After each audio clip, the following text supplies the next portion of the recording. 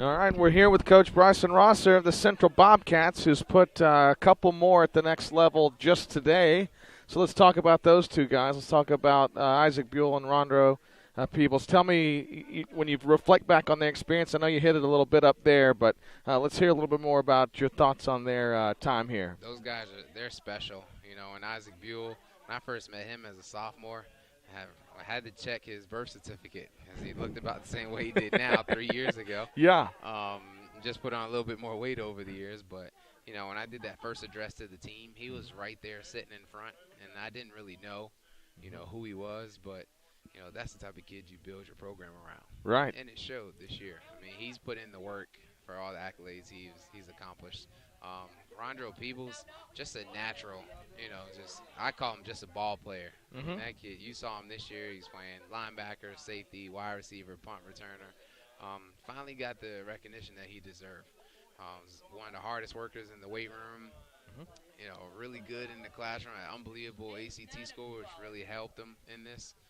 But those two guys, man, I mean, it couldn't happen to any two better guys to really, well, we hope, start the process. Right. You know, there's another, 4 or 5 guys we're hoping that we can have this type of event for it. But, you know, these guys are getting it started. Tyler Davies is signing Friday. Also to Carson Newman, defense lineman. So really excited for these two guys and their families today, though. Right. Well, let's continue that. So, you know, obviously tonight, you know, Butch Jones is going to sign a bunch of guys, maybe a couple that he wasn't expecting. That'll open up some holes down the chain and that whole cascade. You got a few guys that are still kind of weighing their options, and they're hoping that that'll open up some opportunities for them. Who else have you got that might be able to play, you know, some college ball, or that's weighing their options, figure out what other opportunities open up for them? Yeah, well, first, Trey Mitchell, our quarterback. You know, he's definitely looking for opportunity. Jadarius Sackey.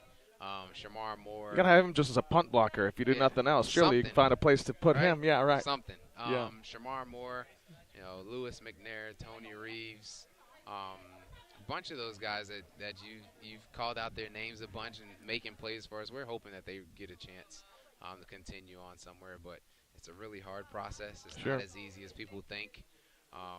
There's hundreds of thousands of kids that want to play on the college level. Right. So we're hoping that they get the opportunity to do that, and we can have this event, you know, in the next coming days. Absolutely. So while we've got you here, tell me a little bit about next year's team.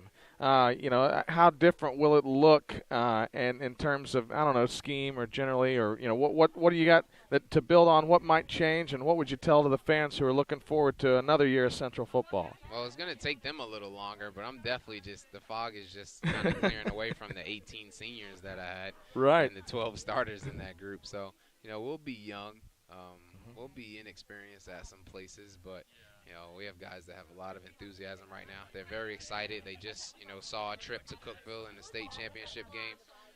They're really excited about what's going on in the program. You know, hopefully we have a good group of freshmen coming in.